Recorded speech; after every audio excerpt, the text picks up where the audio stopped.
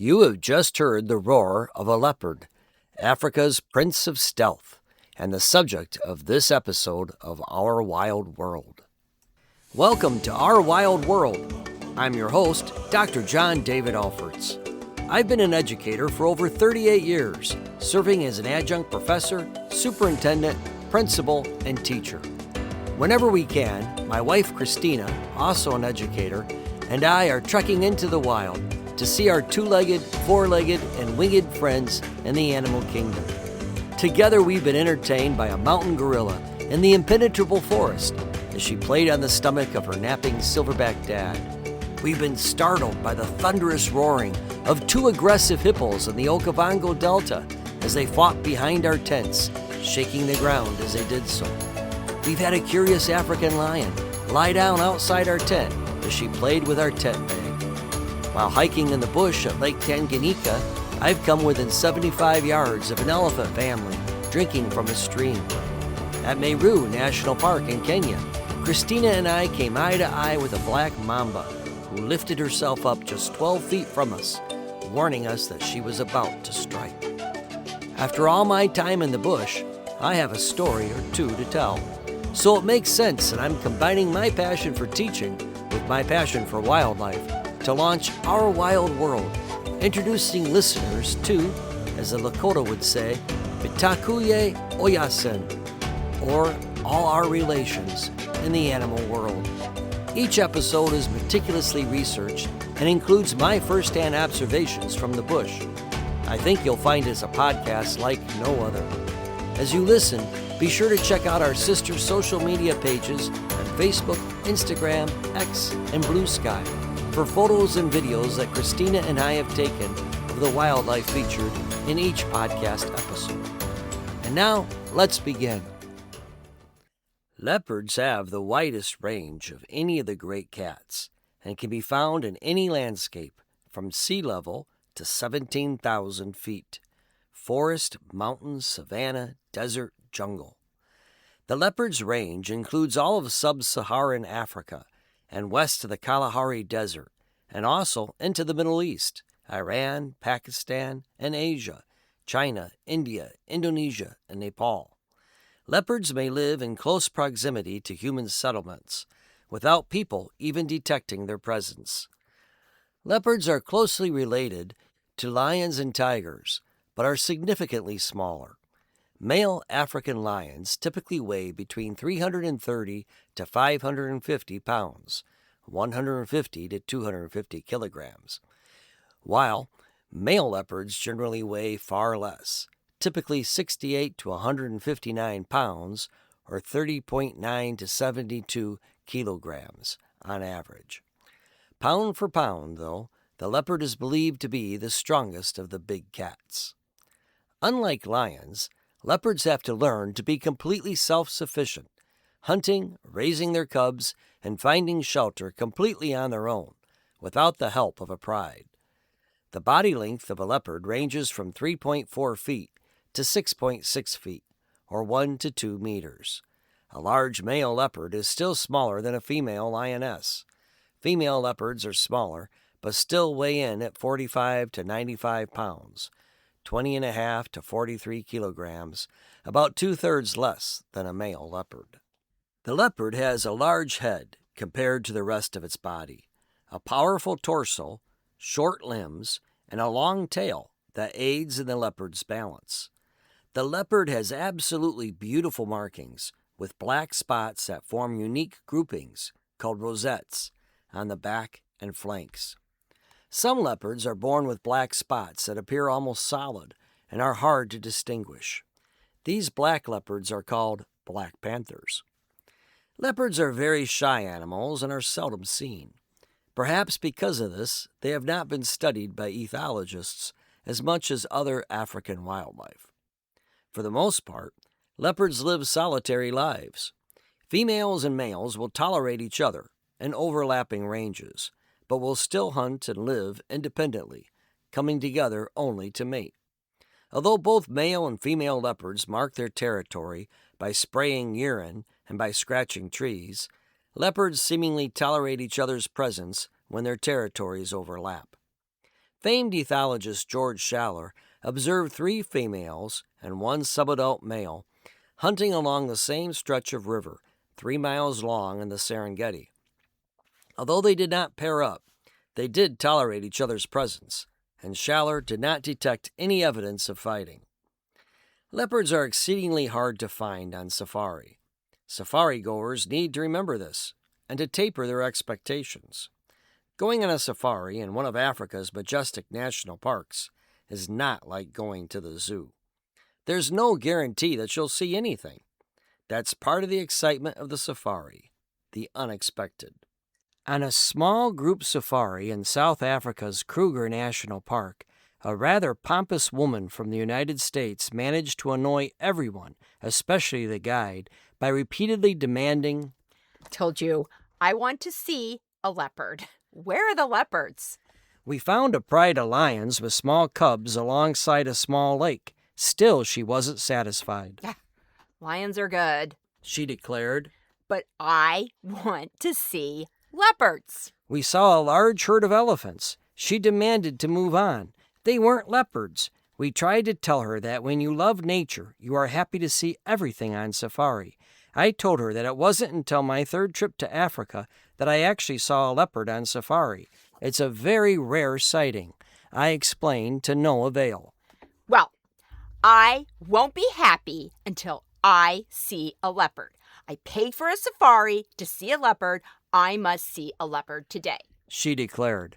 Our poor guide was beside himself. No matter what animals we found, the spoiled American woman wasn't happy.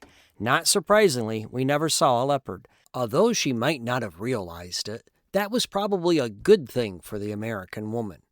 If we had seen a leopard, I think about half of our group, myself included, would have thrown her off the Land Rover so that she could have had her own close encounter with the leopard.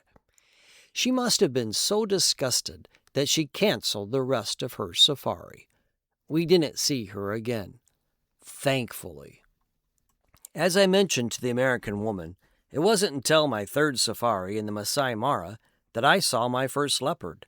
Our expert guide, Daniel Kiato from Game Trackers Ltd., a trusted local safari operator we booked several trips with from Nairobi, Kenya, was bound and determined to find a leopard for us, since we had never seen one before. Daniel worked very hard searching for one as we crossed up and down the riverbanks of the Masai Mara. Honestly, I would have been just as content seeing lions and the elephants, but Daniel was determined, and I almost wanted to see one for him as much as for us. Well, his efforts proved successful. We had an incredible leopard sighting all to ourselves. The leopard was on the riverbanks, resting in the grass. After a while, the leopard got up and walked along the bank. Daniel had found us a leopard. Because they are smaller than lions, and they don't live in a pack, leopards have to guard their kills against both lions and hyenas. Adept at climbing trees, leopards will generally drag their kills up to a high branch where it will be safe from other predators like lions and hyenas. Utilizing their sharp claws to dig into the tree's bark, leopards have been known to climb as high as 50 feet, 15 meters, up trees. As long as no other predator steals the carcass, a leopard may feed on it for up to 6 days. At Moremi Game Reserve in Botswana in 2019, on safari with Exodus, our guide Moses spotted a leopard high up in a tree with an impala kill. The leopard was napping alongside it. The impala had already been pretty well eaten. Its guts were hanging down from the limb. Leopards don't just use trees to sleep in and stash their food. They sometimes use the vantage point that trees offer to hunt their prey. The spotted coat of the leopard allows it to blend in with a tree. A leopard can use its vantage point to spot Thompson's gazelle, impala, or warthogs, and then pounce on their unsuspecting prey. Height gives predators an advantage when looking for prey, and it doesn't have to be trees. In Kenya's Meru National Park in 2022, a true jewel of a park with few tourists, we saw a leopard perched atop a rocky cliff. This leopard didn't appear to be hiding a carcass, but, rather, was using the rocky precipice as a good vantage point for studying the savanna below. We again got lucky at Lake Burrell National Park in Uganda, our last stop before we returned home in 2022. Lake Burrell is Uganda's smallest savanna national park. With Lake Burrell bordering its rolling green hills, it really is gorgeous. The park is home to giraffe, zebra, buffalo, eland, impala, warthogs, baboons, waterbuck, leopards, vervet monkeys, and hyenas. On our game drive, we saw a van and a woman pointing excitedly. "There's a leopard over there," she said. The leopard was behind a large bush and was a bit hard to see. Patience is a virtue much needed on safari. We waited and, to our excitement, realized there wasn't just one leopard, but two. Leopards live and hunt alone and associate with other adults only long enough to mate.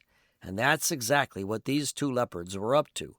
And they were polite about it as well, concealing their lovemaking behind the bushes. Leopards mate as often as lions during the female's 4 to 5 day estrus period. Leopard couples will stay together for 1 to 4 days, having sex every 15 to 20 minutes, up to 100 times per day. It's a good thing leopards don't smoke a cigarette after intercourse. They be smoking 5 packs a day during estrus. For leopards, it's the quantity, not the quality. Each session lasts only a few seconds. When having intercourse, leopards are more vocal than lions, with both partners growling and snarling a lot. The male has a barbed penis, which serves to stimulate the female's ovulation, but causes pain as well as pleasure. At Lake Burrell, once the leopard's lovemaking was finished, the male left. But the female remained, lying on the tall grass, likely waiting for another round of sex. Just then, a troop of baboons, unaware of the leopard's presence, began walking in formation directly to where she was hidden. The baboons were impervious to her presence. None of us were too sure we wanted to see the leopard catch a baboon. The leopard was well aware of the troop's presence and stood at attention, still behind the bush. Several members of the troop came perilously close to her. Perhaps she was worn out from mating, or maybe her belly was still full, but ultimately the leopard decided against taking on the troop. I, for one, was glad for that. The next morning we drove through the park one last time on our way to Entebbe, and a leopard, undoubtedly one of the two that we had seen the day before, ran out right in front of our Land Rover. Chris saw him, as did our guide, but somehow I missed him. Fortunately, the leopard gave us another chance as he lied down alongside the bush not far from us, and we all got a good look at him. It was a very nice goodbye present. Leopards are nocturnal and do most of their hunting at night. During the day, leopards spend a great deal of time resting. Their favorite places to take a nap are high up on the branches of trees, or on rocky kopjes, or even under bushes and fallen trees. Of all the big cats, leopards have the most diverse diets. One study at Tsavo National Park in Kenya found that leopard diets consisted of 35% rodents, 27% birds, 27% small antelope, 12% large antelope, and 10% hares. Another study at Matobo National Park in Zimbabwe found that hyraxes, hares, and klipspringers made up more than 50% of leopard kills. Leopard diets seem to vary significantly from one area to the next, and may be based in part on what the leopard cub learned from its mother, as well as the prey that is abundant in its habitat. Leopards need to have a diverse diet since they aren't particularly successful hunters. Ethologists have found their success rates to be as low as 16%. On average, 1 in every 2.7 hunts leads to a kill, with an overall success rate of 38% for all hunts. When preparing to hunt, leopards are keenly aware of the advantages of smell. They know how to stay downwind of their prey and will sometimes roll in the dung of their prey to disguise their smell when hunting. Leopards are visual, patient hunters. They have earned their reputation as silent stalkers due to their soft, cushioned paw pads, which enable them to sneak within pouncing distance of prey without making a sound. Leopards may spend several hours slowly inching towards their prey. Leopards prefer to get within 5 yards or 4.5 meters before pouncing on their prey, taking it by surprise.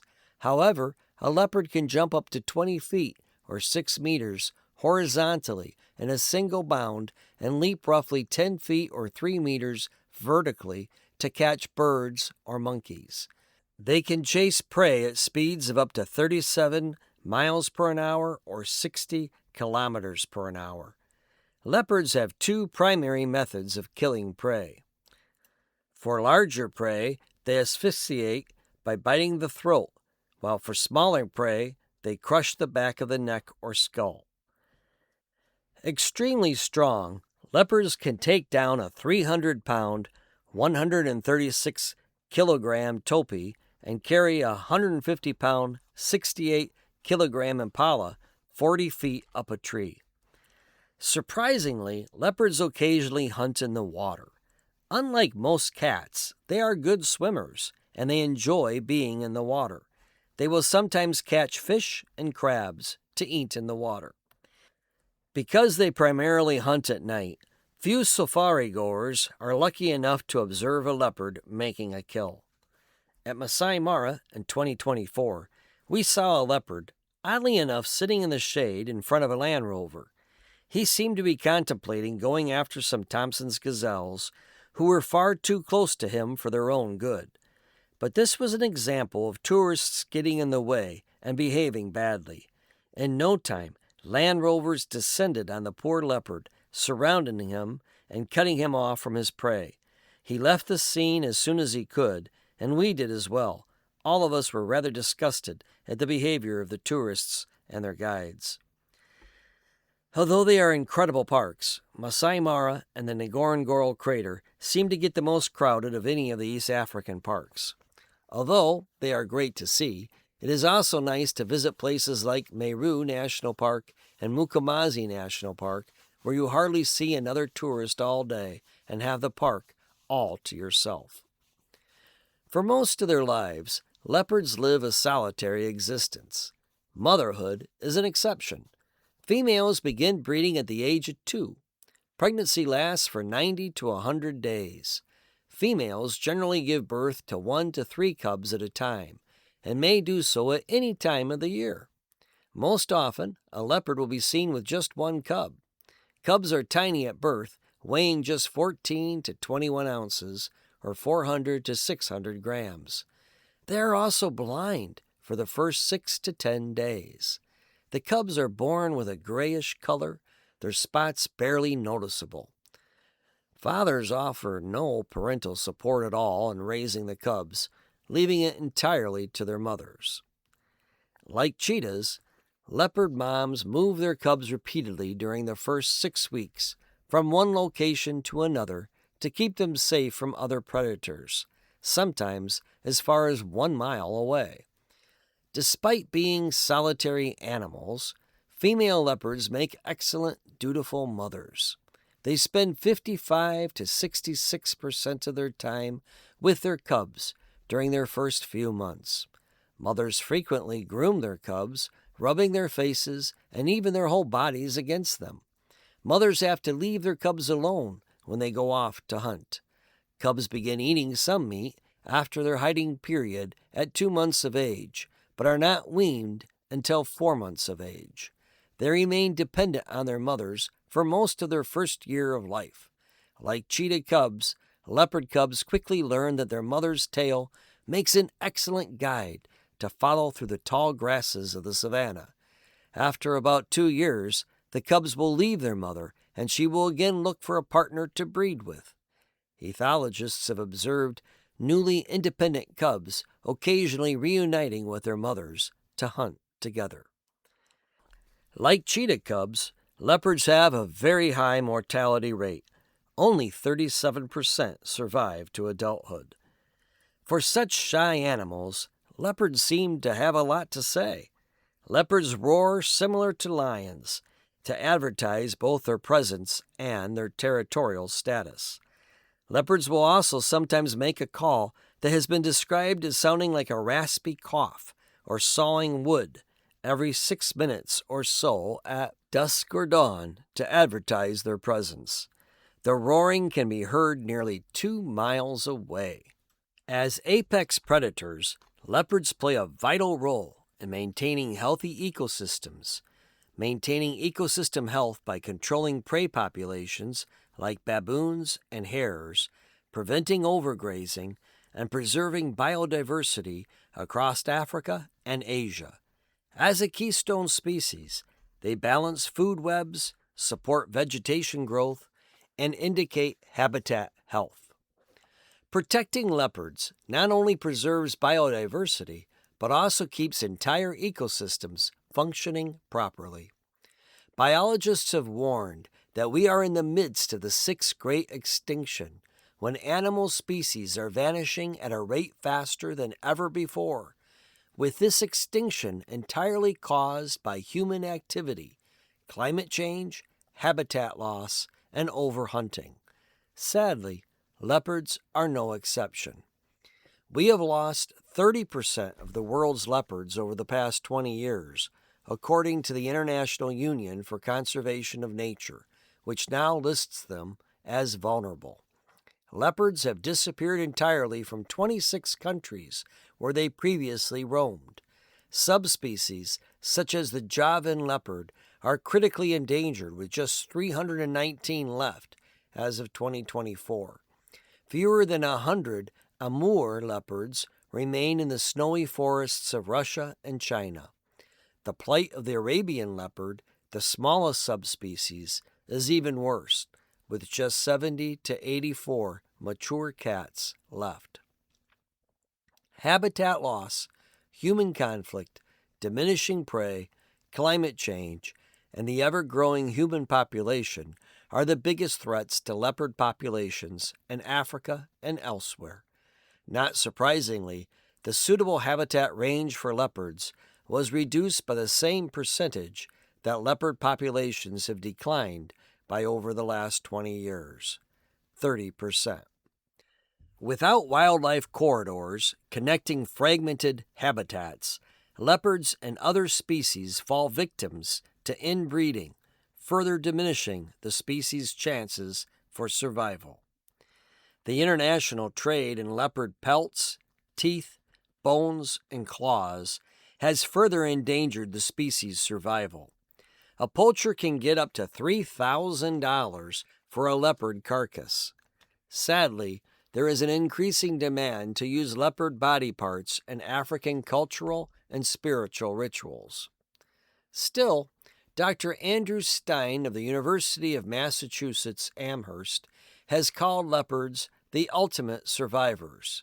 He was quoted in National Geographic as saying, "People just assume that they're doing well, but the evidence shows that throughout most of their range, they are not. The fact that we're losing them tells us a lot about the broader challenges that we're facing in this world." For thousands of years, indigenous people have regarded animals as our brethren, our relations. They have understood that all living things have spirit and are capable of teaching us if we only watch and listen and allow ourselves to feel connected with them.